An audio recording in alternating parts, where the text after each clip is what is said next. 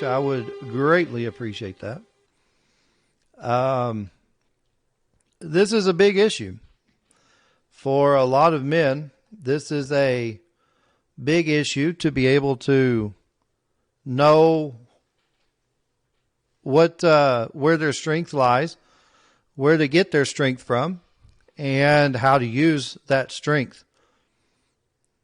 I look across our society and just want to encourage men to be okay with using the strength that God has given them, that they possess, and that they don't have any type of fear in using that strength. Now, masculinity is very important in our day and age and in the society where we live. And really, kind of the dread and the fear that is put out there among the media and among the political arena for men not to be, at least for men to be in fear of not being able to tap into their masculinity. We've gotten to a place now where even using the strength they possess, the strength that God's given them, is something that a lot of men are looking for validation for in the wrong places. And what I want to do is tap into your strength that you have and be able to encourage you and give you the resources that you need to be able to use your strength and use the strength in a positive way. And among the places you go, the people you know, to be able to influence them in a positive way, to raise sons that know how to tap into their masculinity, and to raise daughters as well. I really want to cover my bases first with masculinity and kind of build a foundation on what it takes for what men, how men need to be men, and how to be Christian men, how to be men that are good with their families, good with their spouses, their wives, and to be able to navigate this culture that we live in, while at the same time being the men that God intended for you to be. As we get into it, fine masculinity is an accomplished, excellent, amiable man that perseveres in maintaining strength, purpose, and place in society. He's an accomplished man. He pursues excellence in everything that he does. He's an amiable man that perseveres in maintaining strength, purpose, and place in society. Now, before we get into it, to set the foundation of where we're going, when I talk about masculine strength, it really is derived from two foundational principles that we can gain strength from. But those foundational principles, number one, is consistency. Consistency. The second is stability. Consistency and stability are the two most attractive traits that a man can have. A Christian man can have a Christian man that has consistency and stability is a very attractive Christian man, especially you single men out there that are looking for a spouse. There needs to be a sense of consistency in your life. There needs to be a sense of stability in your life. Somebody that is consistent in different areas of his life. Consistency comes from a combination of predictable behaviors. In your life, you establish different behaviors, and those behaviors become, the more consistent they are, the more reliable that you become. Consistency comes from a combination of predictable behaviors, achievements, and communication skills that build trust. It builds trust. Of course, any relationship that a man has got to be established in trust. It's got to have trust as the center. And so with consistency in your life, it builds trust. It helps build that trust. And especially if you get a man that has predictable behaviors, that trust is built stronger as more predictable that man is. The more predictable you are with your decisions, with your beliefs, with your convictions, with your ideas of life, with your direction of life, the more able other men, other people are able to build trust in you. And this also builds a desire for others to begin a relationship with you, to even start a relationship with you. You see, a lot of times when men are not consistent in their ideas and they're not consistent in their thoughts and their beliefs, a lot of times they are, people don't want to, they can't be trustworthy. They're not trustable. And so in order for any relationship to last, to make it, you've got to have trust. And to build trust and a desire to build trust in a man, it takes consistency. And others look at a man, other people will look at you, and they will see a sense of consistency in your life. And because of that, they feel like they can trust you. And because they can feel like they can trust you, they want to begin a relationship with you because of your predictable behaviors, because of your achievements, your predictable achievements that you've made, because of your communication, your body communication, your verbal communication, the confidence that you have. It takes consistency. Okay? Consistency is very important in a man's life for others to see him as trustworthy, to see him as building trust. And in a marriage, consistency is a vital part of a marriage because your spouse knows, your female spouse knows exactly, kind of your direction of life. She knows your direction of thinking, your direction of motivation, your direction and your goals in life and your purpose, and how that you are consistently striving to be the best man that you possibly can be, to be consistent. To be consistent is to build trust from others in you that they decide, I want to build a relationship with this man. One thing I grew up being taught was to be consistent. I grew up being taught to know my path, try to figure out my path. And once I figured out the path, to get on the path, get on the purpose and make it happen. And then once you're on that plan and once you're on that purpose, to have consistency. You see, a man that bounces all over the place is not consistent tends to be considered not able to be trusted because you never know what direction he's going to go from one day to the next. The people that I have in my life, I'd like to say that they're trustworthy.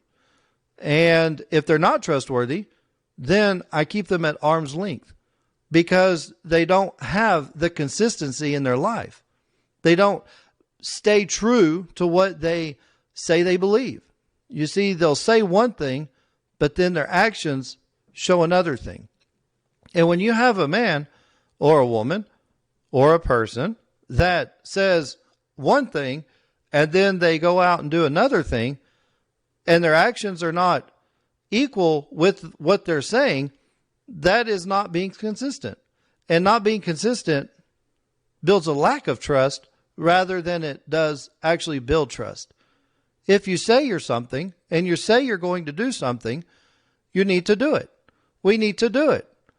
We need to have a sense of consistency in our life for people to build trust in us, for people to build trust in you, and for people to begin a relationship with you, because without it, they're not going to build a relationship with you. Okay? And in order to have strength in our life, we have to have consistency. And then second of all, we have to have stability. Stability is kind of like consistency It comes from a combination of predictable behaviors. It comes from a combination of achievements and communication skills. And the difference between stability and consistency is that stability doesn't build trust, but it actually enhances the trust that is already there. It enhances it. So once people see a consistency in you, in your belief system, in your lifestyle, in your structure, they will look at you and say, okay, I want to begin a relationship with you. You've built trust, and now they want to begin a relationship with you. Stability, while continuing those predictable behaviors, while continuing to be excellent in achieving the goals and mission and purpose in your life, while continuing to have communication skills that are consistent with who you are, what you believe, and the level of knowledge that you have, stability, as it actually enhances trust. It enhances the trust. And it also brings a desire from others to continue a relationship with you. So consistency is really, I think, is really the foundation of what people decide they want to even begin a relationship with you, to begin the relationship. You know, a lot of times that relationship is even determined in very split seconds. I don't know the exact, but it's real short.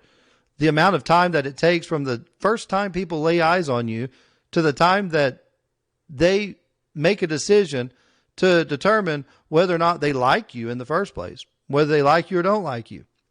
That's where they say to always put your best foot forward, because usually when you put your best foot forward, people are already expecting you to do that. And so as a man, if we don't put our best foot forward the very first time we meet somebody, they're already going to make a decision first few seconds of meeting you, whether or not they even like you or not.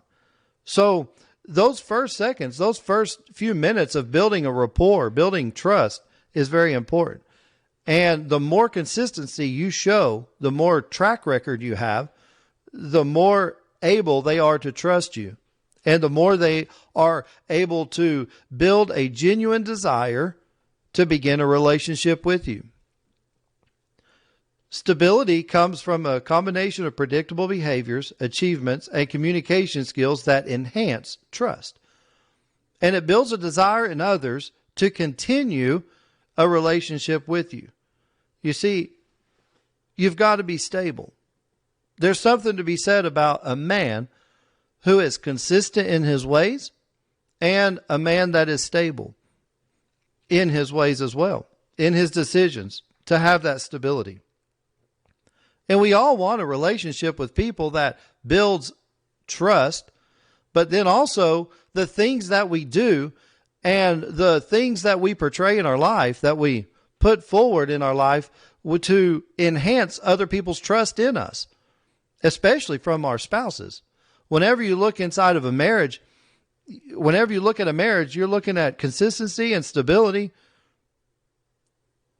One thing that needs to happen in a marriage is to have stability, to have trust that is enhanced, a continued trust, a continued relationship, to be stable, not moving and bouncing around your beliefs and your doctrine and your ideas and your, the path of your life that you take.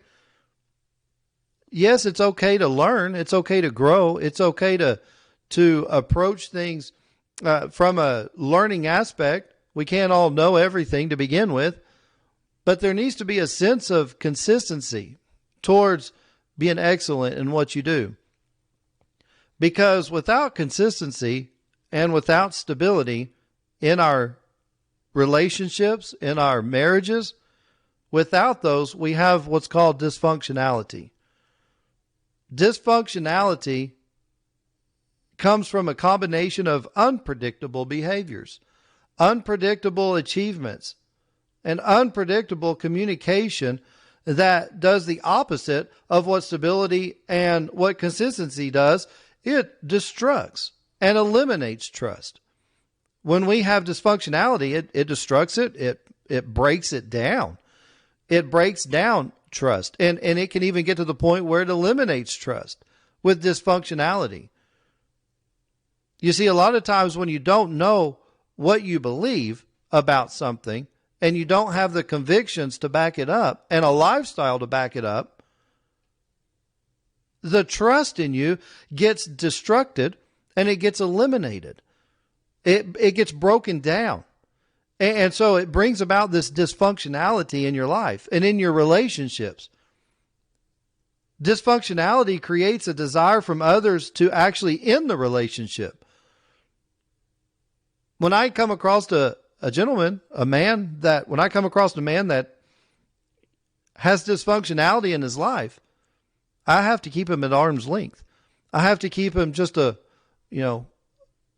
arm's length away from my relationship. And typically I have a close-knit circle of friends anyway.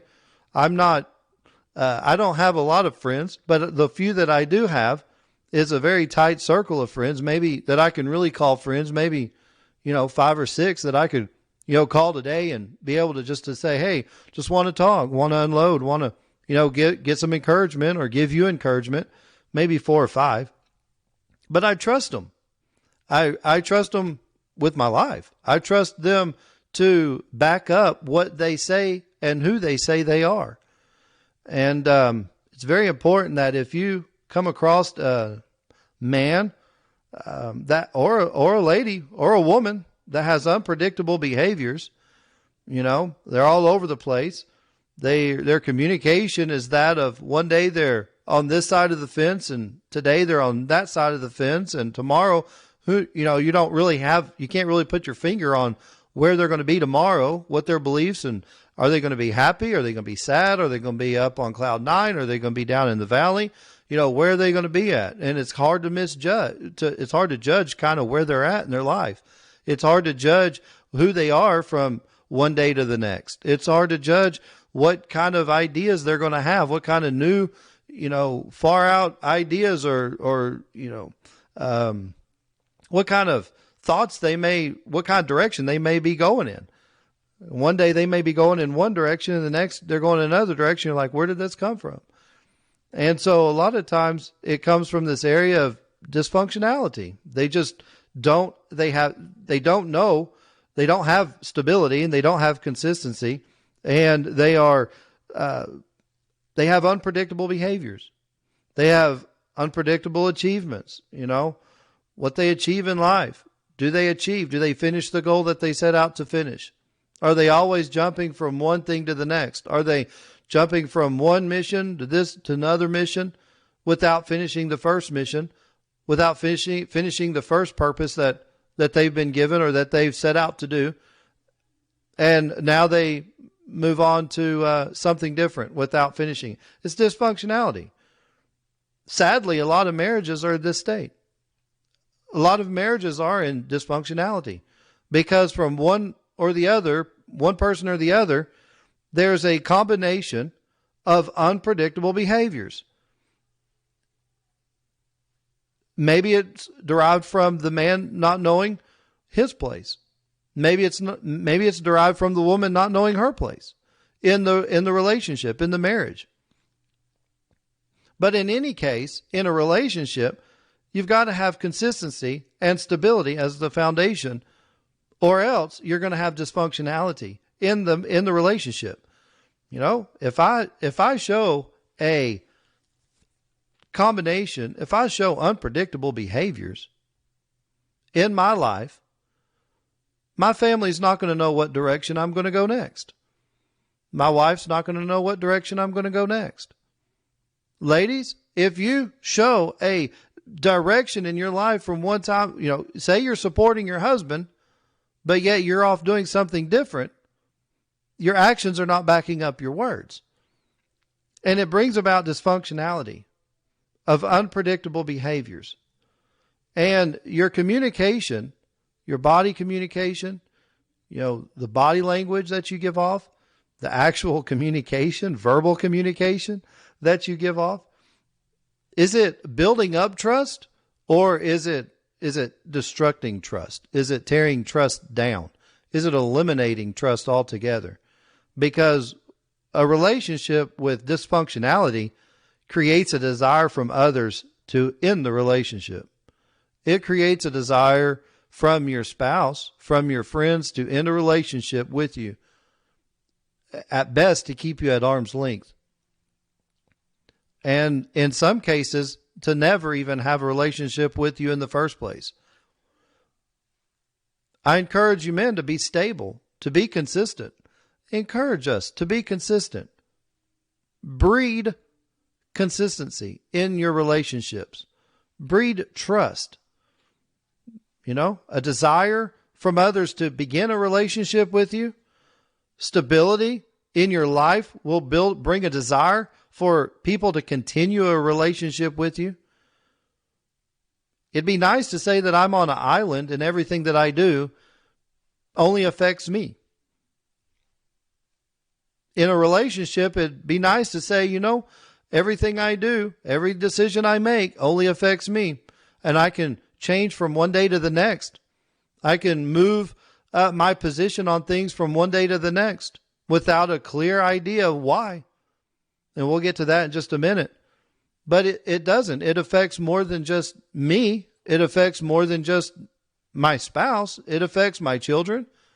And one day they'll have families, and if I continue down this path, it'll affect my grandchildren.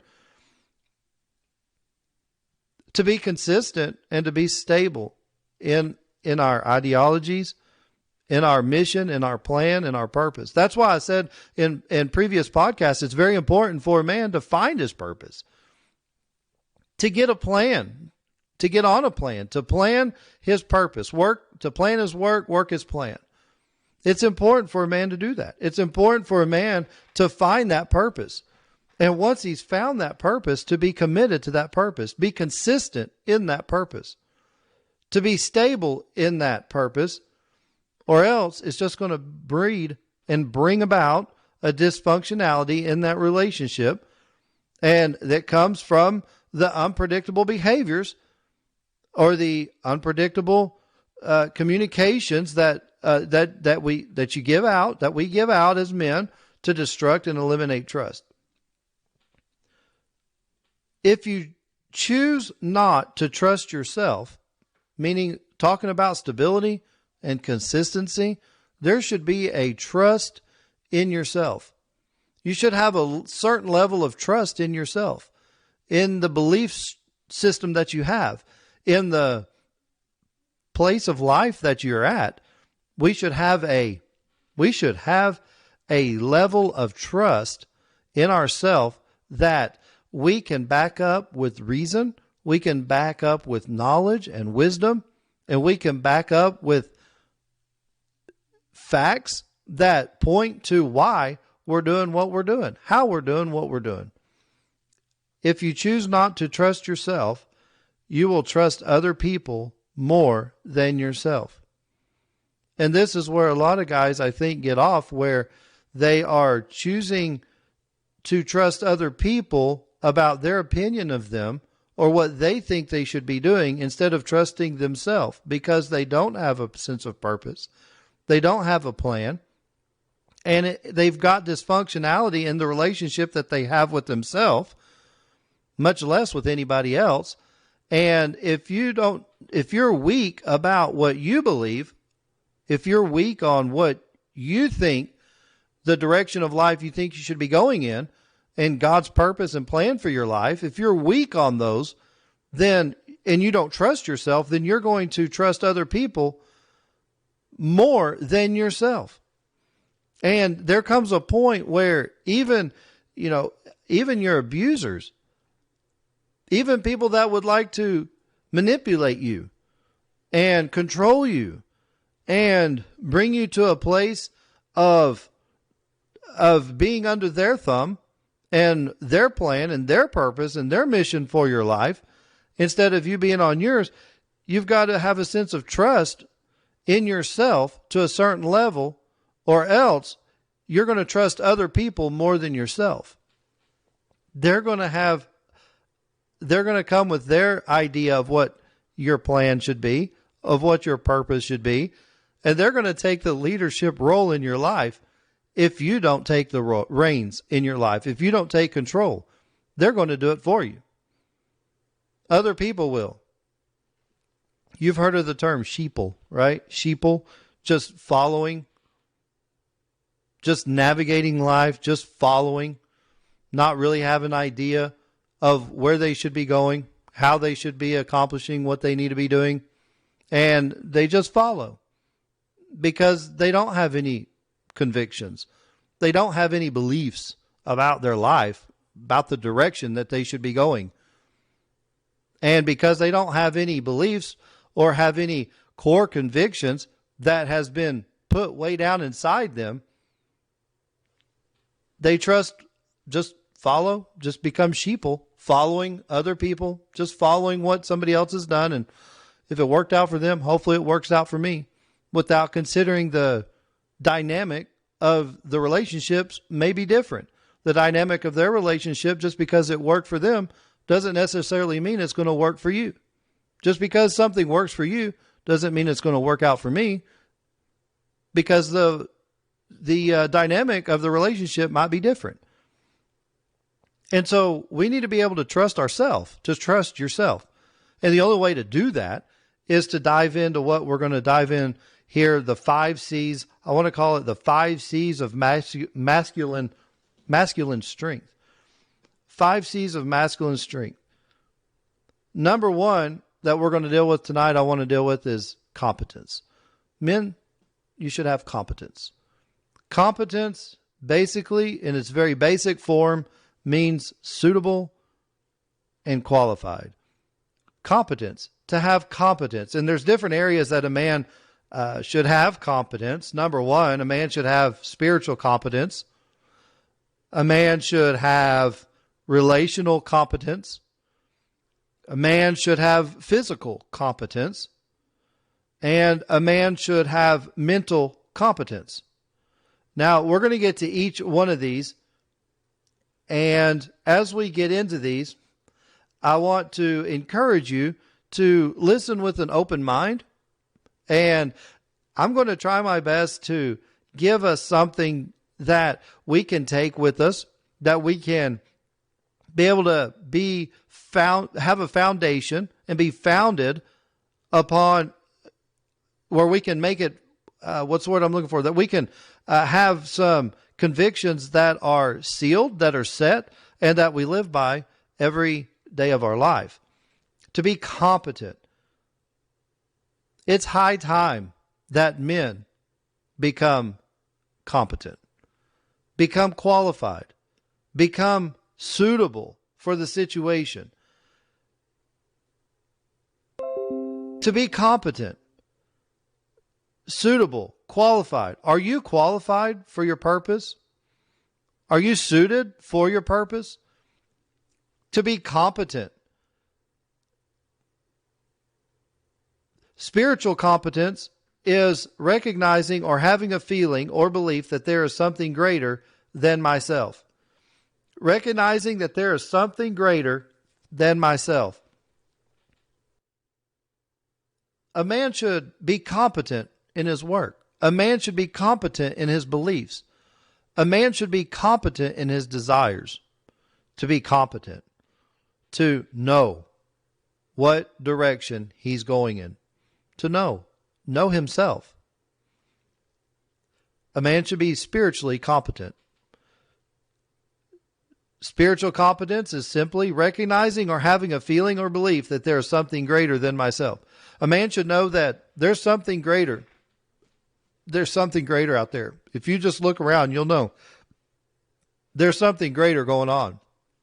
There's something of a higher power. There's something that has orchestrated and put all of this together.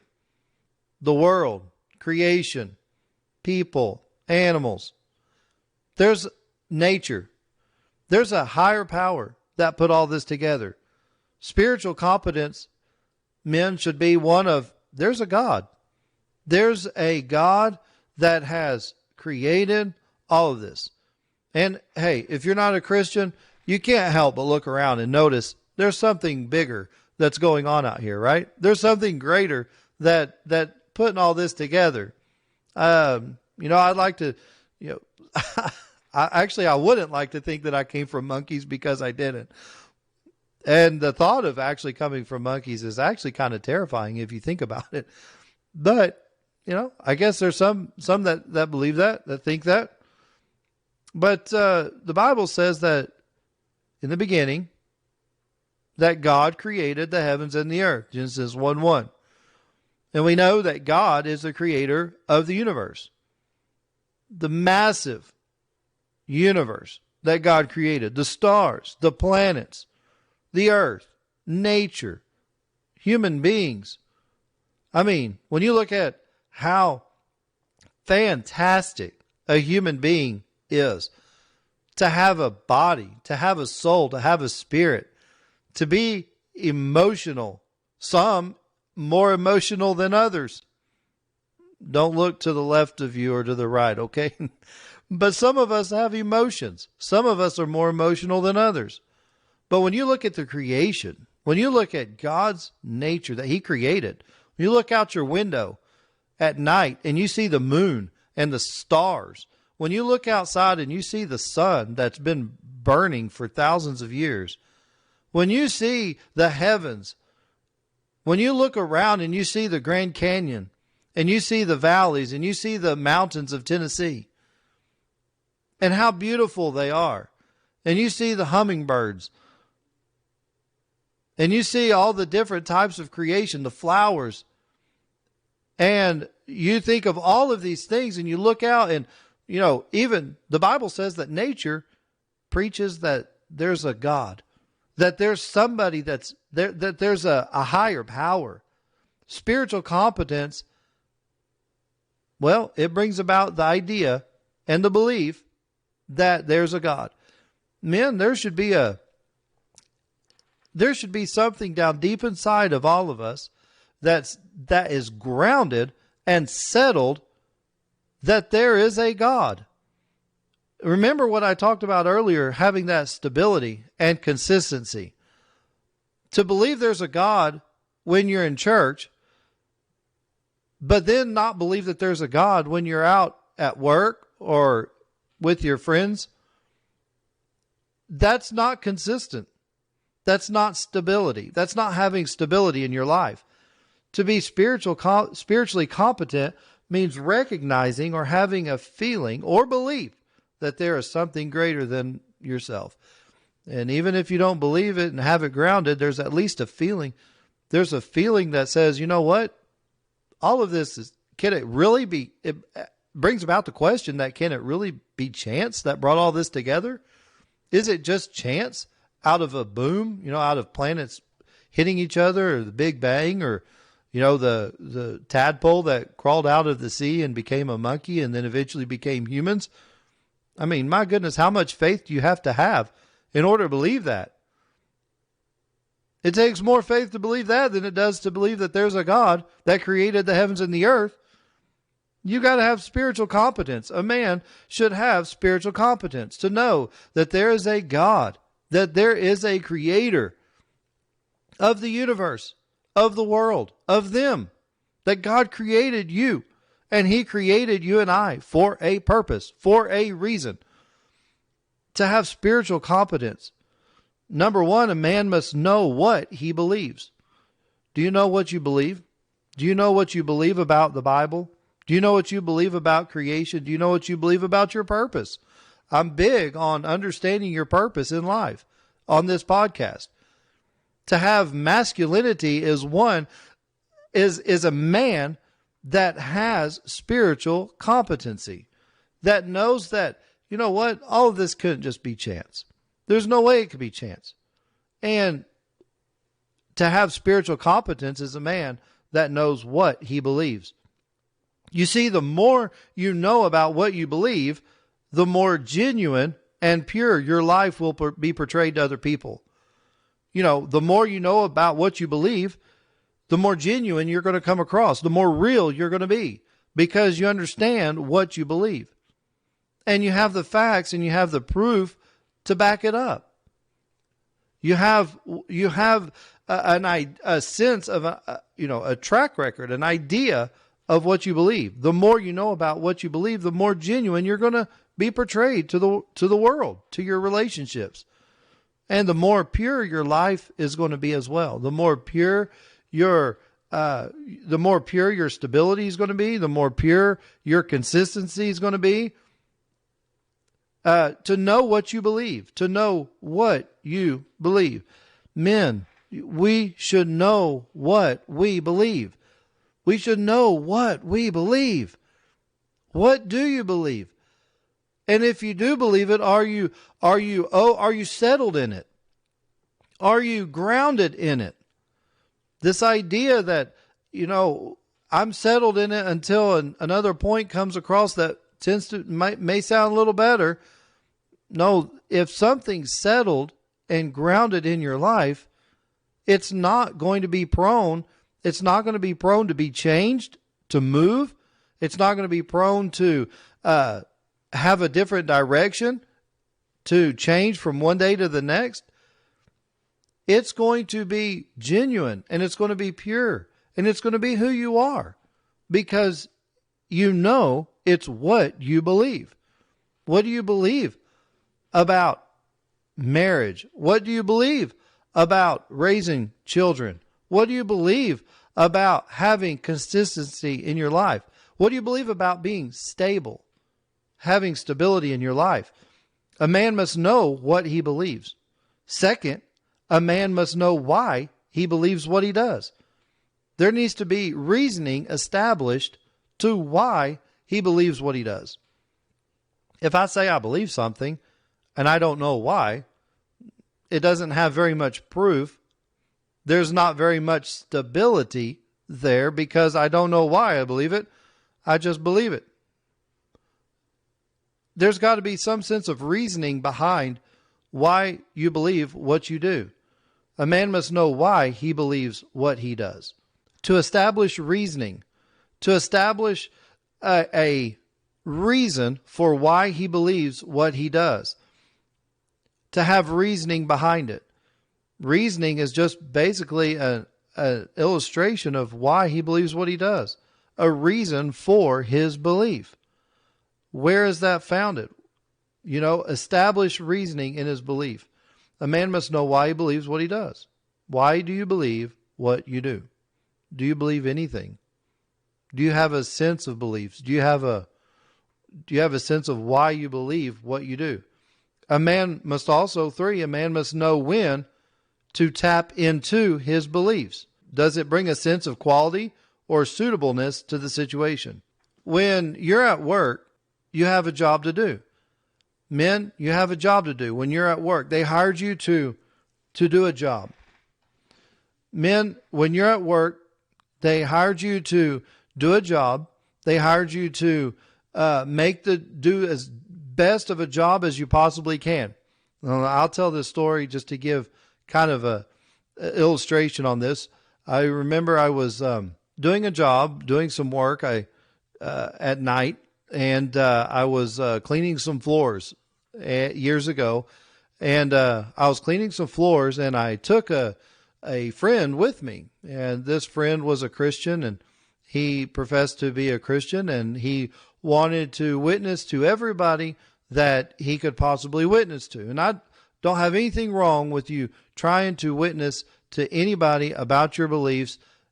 I don't have any problem with that. But I do have a problem with you doing it when the door of opportunity is not open. And what that takes is reasoning. Like I said before, establish reasoning behind why you believe what you do, but also bring a sense of suitableness to the situation. Know when to tap into your beliefs. And this gentleman went into the job with me, and he started passing out literature, passing out tracts and passing out literature that gave an idea of what he believed and tried to lead people in that direction at this place that we went to work at.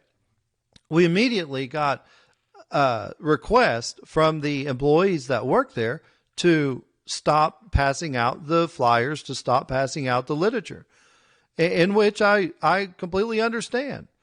And so I went and I asked him, asked him to stop and asked him not to pass out the literature anymore. while we were doing the job.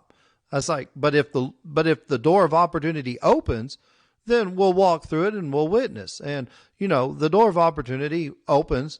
God will open up the door of opportunity, I believe. And when he does, we can walk through that door of opportunity and feel confident in knowing that's what God wants us to do at that time, in that situation. And it's going to be used in a great way.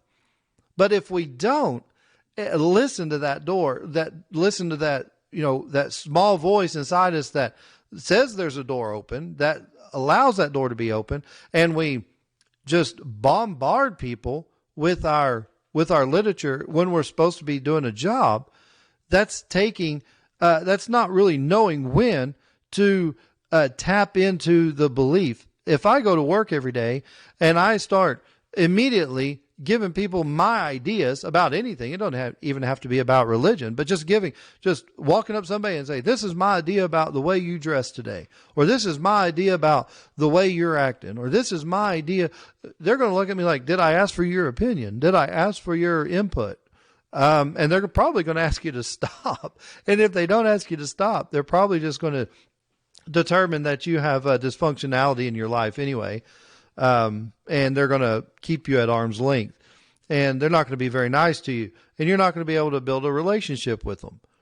And so it takes a certain level of understanding when to tap into your Christian values. It takes competence, spiritual competence, for a man to understand when, especially a Christian man, when that door of opportunity is open, to be able to give his, to be able to witness or try to lead somebody to Christ, or try to bring somebody from their point of view to your point of view. To have spiritual competence, a man must know when to tap into his beliefs. He needs to have a sense of, when that door is open. When is that door open and when is it closed? And if it's closed, don't bust it down. Don't try to just rush through that door and kick it down, because it's not going to go over that well. It's not going to go over at all. I don't know the last person, that got saved or that came to my way of thinking by demanding that they hear me out, that they take my gospel tract, that they take my knowledge and that I want to give to them in a moment when the door's not open, when they're not ready to receive, and come across in a very demanding way, and come across in a way that shuts them down, where it shows them that I have really a level of dysfunctionality in my life, and they don't even want to begin a relationship with me because they see that I'm not doing, number one, I'm not doing the job that I was hired there to do. Number two, that I'm not being sensitive to the situation or to the atmosphere at hand. And you take a man that doesn't understand when the door is open. He doesn't have enough discernment to know when the door of opportunity is open or closed. When he tries to go through a door that's closed, he's probably not going to have even enough discernment to know when the door is open in the first place. And to know when to walk through those doors, and how many opportunities get missed because we fail to walk through the doors that are open, and we fail to walk through the doors of opportunity that we can go through for the sake of trying to bust down doors, right? Trying to get them to understand my way of thinking, trying to get them to understand, well, this is the way I think you should go. This is my conviction, so you should have it too. This is my belief, so I think you should have it too.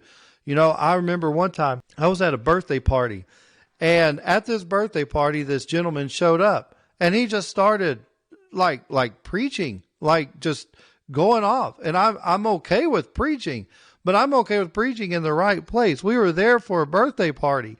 We were literally there for a birthday party, not to go off preaching. Now, if that had been kind of the setting, say it was a birthday party of a preacher, but we're talking about as a birthday of a little child. And so he shows up and starts just preaching. And, that just kind of brings not an uneasiness, but just kind of what's going on, there's nothing wrong with what he's saying or preaching, but it's kind of like, that's not what we're here to do. We're not here to preach. We're not here to show how spiritual we are. And that's kind of where it tended to lead was, he wanted to show just how spiritual he was. And, if people didn't measure up to where he was, then all of a sudden now, it just makes everybody feel uncomfortable. And everybody was like, are we here to have a service, a church service? Or are we here to actually have a birthday party? And so there's a sense of discernment that a man needs to have as to when to tap into his beliefs, when to bring that conviction forward, when to walk through that door of opportunity, when to know that door is open, and to let the Lord use him in a great way. Let the Lord use him to love somebody to Christ. Let the Lord use him and his beliefs to bring somebody to the knowledge of salvation. I like I said before in podcast, I am a Christian, and I like to give people I like to witness. I like to give people the gospel. I like to see people come to know the Lord in salvation. But one thing that I don't like to do is see people refuse the gospel because I demanded. I came from a sense of demand because I didn't know when to tap into my beliefs. I didn't know when to walk through that door of opportunity. So a man must know what he believes. A man must know why he believes what he does, to establish a sense of reasoning behind why he believes what he does. And a man must know when to tap into his beliefs. Does it bring a sense of quality to the situation? I don't know. I really wonder how many people have been turned off by just the lack of spiritual competence that some Christians, that some people have, that some men have brought to a situation. A man must know when to tap into those beliefs. A man must know how to apply his spiritual beliefs. How do you apply them? What are the boundaries? What are the boundaries in your life? What are the boundaries in your spiritual beliefs? How to apply them in his own life? How to apply them in his marriage? How to apply them in his children's lives? How to apply his spiritual beliefs? Now, it takes boundaries. A man should have boundaries, spiritual boundaries, spiritual competence in knowing how to apply his boundaries. You say, well, what are boundaries? I'm talking about his convictions. Draw a line, say, this is my conviction, this is my belief, this is my standard. Remember, we're talking about consistency. We're talking about stability. And to know how to apply these spiritual beliefs means that there's a line that's been drawn in the sand. There's a line that's been drawn. There's a boundary that's been set for your spiritual life, for your life. There's been a boundary, a moral boundary, right? A moral boundary not to cross certain lines. I'm not going to go cheat on my wife. I have a moral boundary not to go cheat on my wife.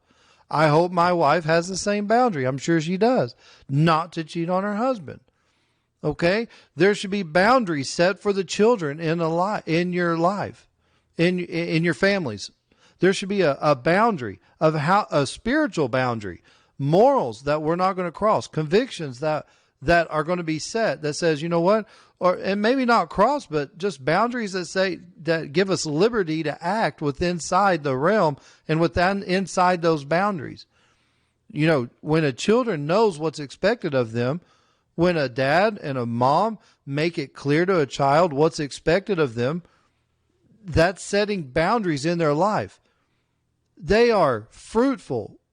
Kids are fruitful. They are very fruitful in their life when they live inside these boundaries, because it gives them liberty to live and to create and to do and to be who God made them to be, and get that sense of idea of who they are. and who God made them to be. And so it gives them this boundary to work within, this inside this boundary. And men, I encourage you, have you set spiritual boundaries for your family? Have you set spiritual boundaries for your own life? Have you set spiritual boundaries for your wife, for your family, for your children? That says if these things are not lived by, if we go outside the bounds of this boundary, if we go outside the bounds of it, because of the consequences that are going to take place being outside, and the decisions that were made outside of the boundary, and we're going to have to suffer those consequences as a family. Because again, I'd like to say that we live on this island, that the decisions we make only affect me, but it doesn't. The decisions you and I make, they affect other people, right? They affect our wives. They affect our husbands. They affect our children. They affect other people, our friends, our acquaintances. They affect the body of believers that you you go to church with or attend. It affects more people than you and I. And so when we decide to go outside those boundaries and we don't have spiritual competence and we're not being consistent and we're not being stable in our decisions and our beliefs and our convictions, it brings about dysfunctionality in our lives. And so it affects more people than just us, right? It essentially affects everybody around us that has something to do with us, that has built a relationship with us, that has built trust, that has enhanced that trust, And so it starts the idea that there may be some dysfunctionality in the life of this person that they know and they believed in and they had trust in. And one of the worst feelings that a man can have is to have a friend that once he trusted in, that once he trusted wholeheartedly in. He may have seen through a different eye this person, but then all of a sudden now, because of the signs of dysfunctionality in his life, the trust starts to get diminished. And it'll go on for a while. I mean, it'll go on for a little bit. He's like, well, I'll give him the benefit of the doubt this time. Well, I'll give them the benefit of the doubt this time and that time. And before you know it, you're going, here's that time I gave them the benefit of the doubt and I gave them this pass on this thing that they did. And that was kind of way out there in left field and not really true to who they said they were. And before long, you start trying to justify why they're doing the things they're doing. And you don't realize the impact that it's having on the relationship. But the impact is simply this, that if there's not consistency and there's not stability and there's not spiritual competence in a man's life, then that relationship is going to get broken down. If there's not these things in a spouse's life, these things are going to get broken down and there's going to be dysfunctionality in the relationship. Spiritual competence not only brings about an idea of how to apply your spiritual beliefs and these boundaries, these convictions, these beliefs that say, you know what? I need to be this guy. I need to be this certain guy. I need to be this guy that acts this way, that has this certain, we'll get to that in a minute, this certain attitude, that has this certain idea of life. I need to be this guy for my spouse. I need to be this guy for me, for who God made me to be. I need to be this guy. And the more you live by that and the more you live with inside those boundaries, the better off, the more, like I said, the more genuine you're going to be, the more pure you're going to be, the more real you're going to be when you know how to apply your spiritual beliefs, to know how to apply them. A man must know where his beliefs come from. I used that term just a few minutes ago, sheeple, just following, not really having a sense of direction, a purpose, a plan, not having a real belief structure. So when you don't have that, what happens is you don't trust yourself. You trust others more than you trust yourself, their idea of your life more than you trust yourself. And you just follow. You just go, like where does your belief come from? Where does Where does a belief come from? Does it come from culture? Does it come from society? Does it come from the ministry? Like in my case, I grew up, my dad was a pastor growing up, and he still preaches to this day. He's a minister. So a lot of my ideas of life and my ideas of the way a man should live, the way the man should, live his life, a lot of that came from ministry. It came from going to revival meetings, going to church camp meetings, going to just services, Sunday morning, Sunday night, Wednesday night. I went to church, and a lot of the ideas that were developed and the convictions and beliefs that were developed in my mind and in my life were a result of ministry, of going to church, of the preaching that was preached, the sermons that were preached, the songs that were sung, and the lessons that were taught, like in Sunday school from a very early age. So where a lot of my beliefs come from came from ministry. It came from ministry. Now, I'm not going to say that all of those beliefs have been consistent, have been the same. But there has been an idea, I feel like, and I believe that there's been a sense of urgency to know what I believe and to be convicted in what I believe, and then follow that purpose and follow that plan. There have been things that I look back in my life, as I look back, I say, how in the world did I believe that? How did I follow that path when it was so clearly? Now that you look back on it, of course, hindsight's 20/20. You look back on it and you say, man, I really wasn't where I needed to be. I really wasn't grounded. I really didn't know what I believed. I really didn't know what my convictions were. I just kind of adopted them from some people. Where their beliefs come from is family. Their family just kind of, mom and dad believed it.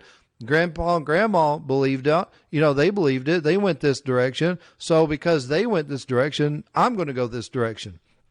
And so they have a sense of where their belief come from, but there needs to be inside masculinity, there needs to be a sense of introspection that says, this is not only what mom and daddy believe, this is not what grandpa and grandma believed, this is not what just from my ministry, from the ministry that I was raised in.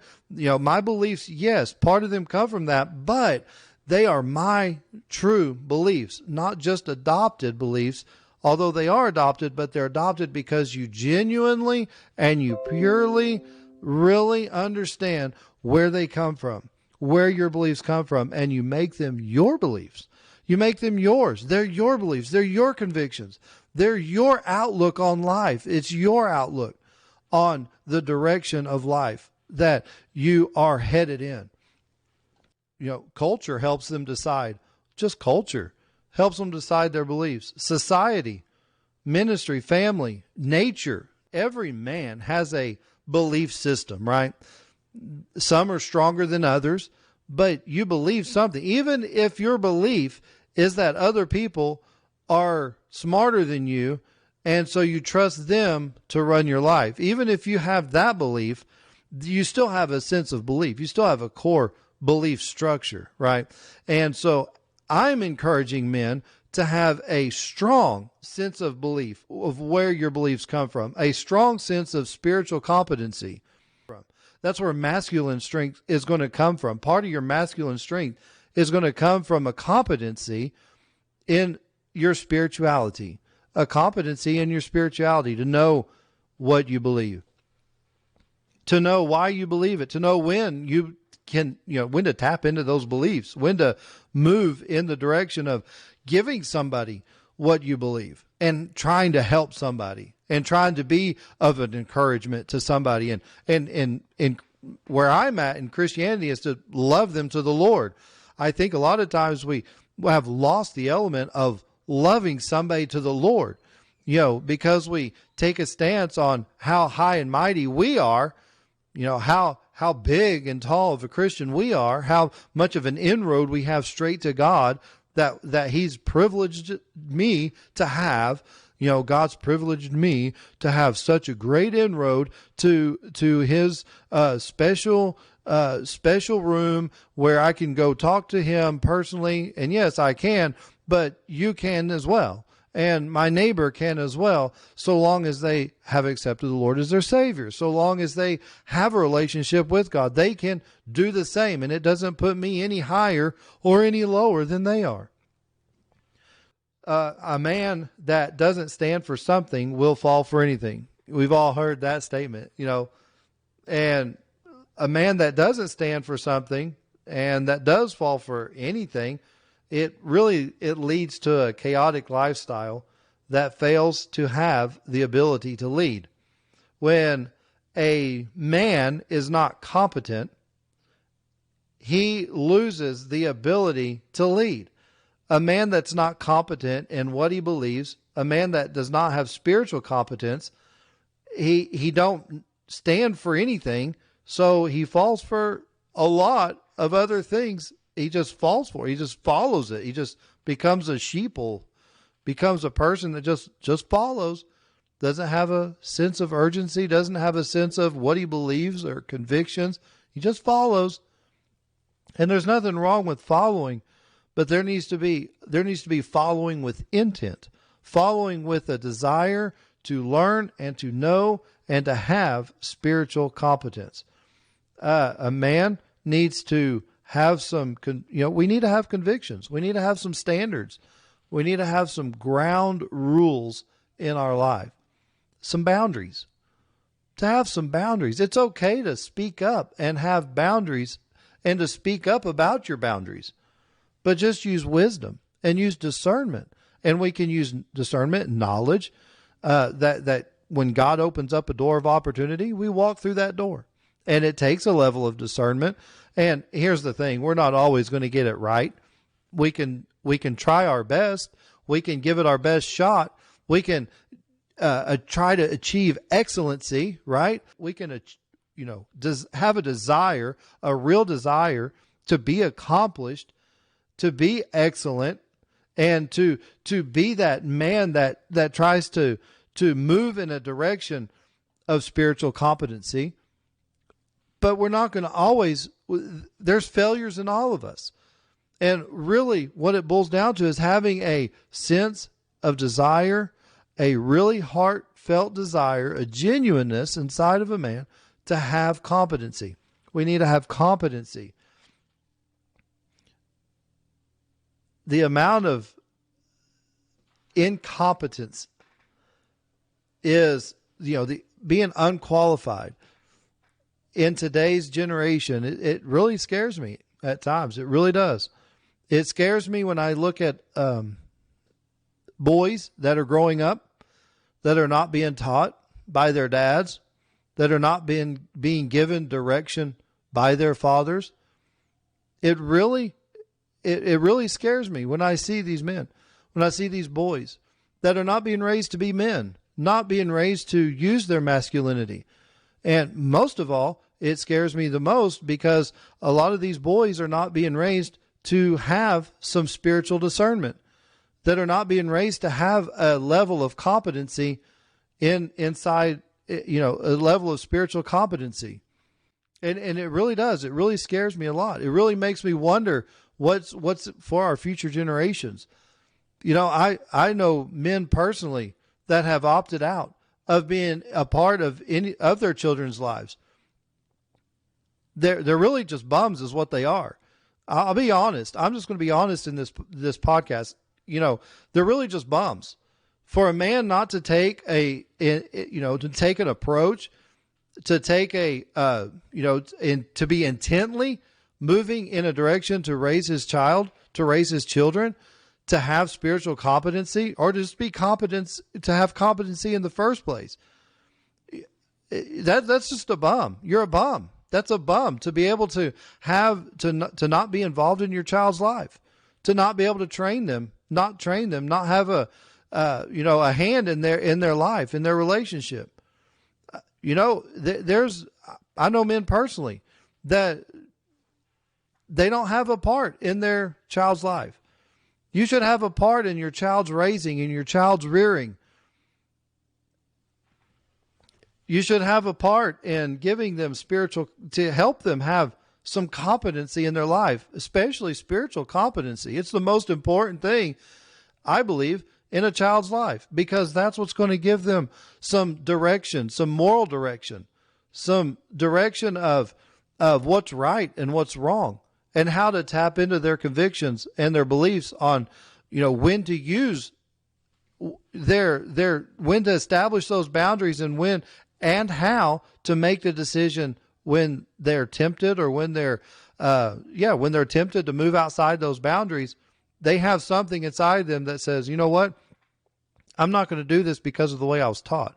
Or I'm going to do this because of the way I was taught, because of the way that I've been taught, that if I move in this direction, I'm either going to have that consequence of that decision, that positive consequence, that negative consequence that's going to happen because I move outside that boundary. To have competency in knowing that, you know what, if I do this with my finances, then this is going to be the outcome. If I spend above my means, if I spend money like it's going out of style, like the government, then I spend above my means, I'm not going to have any money to do anything with. And eventually I'm going to be financially strapped. I'm not going to have the finances to do what I need to do. Could even go to jail because not being able to pay the bills. But if I save money, right, financially, if I save money, if I put money in the bank, if I'm competent enough to know that if I invest that money, it's going to grow, then he's going to face that consequence. To have competency in financial business, to have competency in his relation, we'll get that to next. Relational competency, we'll get to that next. To have relational competency, to be competent in knowing how to date girls, how to date, in this, my goodness, in this time that we live in. I'm really, as far as my kids are concerned, I'm really trying to teach them that, I'm really trying to teach them this dating culture that we live in today. It's nothing compared to where it was 20 years ago. When I say courting, I was courting my wife 20, we were married almost 18 years ago now. We've been married for 18 years, and I courted my wife. I didn't date. We didn't date. I wasn't allowed to date. I wasn't allowed to, go out with her by myself. We had a chaperone. We had somebody with us. The boundary that my dad gave me was to, whatever you do in the light, be in the light, be around people. If people can't see you, or you can't see people, people can't see you. So be in a place where your name is protected, be in a place where your testimony is protected, stay within these boundaries. And he created a boundary for me to operate inside. And I can't say that I always, operate inside those boundaries, but I can tell you that the times that I did not operate inside those boundaries, there were consequences, right, to my actions. There were consequences that I had to suffer. Because me going outside those boundaries did not just affect me, but they affected my whole family, right? They affected my parents. They affected my siblings. They affected those boundaries, the people that I interacted with outside of those boundaries. And so to have boundaries, to have relational boundaries, to teach your sons, men, to teach your sons how to have competency, to be competent. Financially, relationally, spiritually, to have a relationship with God. Is it not worth it?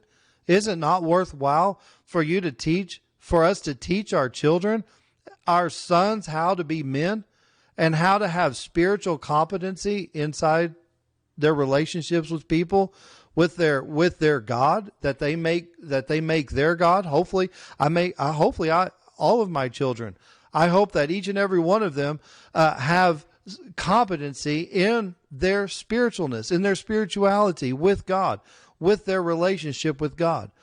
So far, except one claims to they've made professions of faith, and I'm overjoyed with that. I'm so happy with that.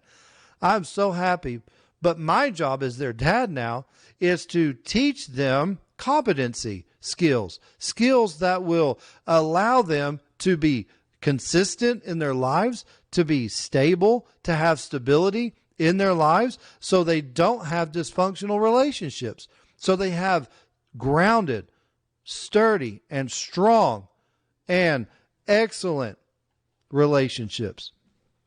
To be men, and for my girls to be young ladies, to serve the Lord, to serve God as young ladies, Christian young ladies ought to. You know, that Proverbs 31 woman. Who can find a virtuous woman? For her price is far above rubies. Who can find that virtuous woman, that chaste woman? Who can find it? I'm trying to teach my boys to find a virtuous woman. And when you talk about the dating scene, like I said before, we didn't court when I was, 20 years ago. We didn't court. We didn't date. We courted. And trying to teach my boys today who can find a virtuous woman. I encourage them to find a virtuous woman, right? To find that woman, to have something inside them that says, you know what? I'm going to chase excellence. But when God places a woman in my life, I need to have enough discernment. I need to have enough wisdom and knowledge to know when she is a virtuous woman, a chaste woman. That's what that means, is a chaste woman, a woman who is not living promiscuous lives, a woman who is pure, a woman who is wanting and has the heart of a helpmeet, to help them, to be a part of their ministry, to have a hand of support in their life, to teach them to have competency in those things, to have spiritual competency, to be able to lead, because people won't follow. They won't follow a man that doesn't have competence, that is not consistent, that is not stable, that doesn't have spiritual competency. A man that knows what he believes, why he believes it, when to use his beliefs, how to apply those spiritual beliefs to his life, and where those beliefs come from. That is an attractive man. That is an attractive man when he is confident enough to be able to say, this is what I believe, and to be competent enough to be able to say, this is what I believe, and this is why I believe it. That is one of the most attractive things that a man can have, is to have consistency and stability in his life. James 1 verse 5 through 8 in the Bible says, if any of you lack wisdom, let him ask of God, that giveth to all men liberally, and upbraideth not, and it shall be given him. But let him ask in faith, not wavering, for he that wavereth is like a wave of the sea, driven with the wind and tossed. For let not that man think that he shall receive anything of the Lord. A double-minded man is unstable in all his ways. So in order for a man to be stable, he's got to be single-minded. Okay? And single-minded simply means not able to accept input, not in a position where he doesn't accept input from others and he's not able to learn or he's not able to grow. But what that means, when you talk about a man that's stable, when you talk about a man that's you're talking about a man that's consistent, and you're talking about a man that has stability in his life. And the less dysfunctionality that a man has in his life, and the more stability that he has in his life, the more stable he becomes, right? The more stable he becomes. But the Bible says that if you lack wisdom, let him ask of God. And he said, when you do ask of God, when you ask in faith and you're not wavering, the Bible says that God will give you liberally. He will give you wisdom liberally. He will give you much wisdom. He will give you much understanding. He will give you liberally, and he's not going to upbraid it. He's not going to shorten it. He's not going to make it. He's going to give you all of it. All of what you can handle, he will give it to you. And I think a lot of times, actually, I know a lot of men are only as wise as they want to be. You say, well, I'm not wise. I don't have a lot of understanding. Well, let me ask you, who are you hanging around? I like to think that if I'm not wise about something, and I need to find wisdom in something, I'm going to go to somebody who's smarter than I am. If I need smarts, I'm going to go get somebody that's smarter than I am, and I'm going to sit down and I'm going to talk with them and I'm going to learn from them. By the way, I like Smarties. Those Smarties candies, I like Smarties. They don't make you any smarter, but I do like the Smarties candies. I just thought of that. I don't know why that popped in my brain, but I do like Smarties. But if a man if a man lacks wisdom, ask of God, and God will give you wisdom. Next podcast, we'll get into physical competency, and we will get into mental competency. But I believe I'm going to end it there for now. And I want to thank you for joining us on the Find Masculinity podcast. I hope you've liked what you've heard. If you have, please hit the like button and subscribe to the channel. And I will look to hearing from you. Again, you can email me at findmasculinity@gmail.com. Findmasculinity@gmail.com.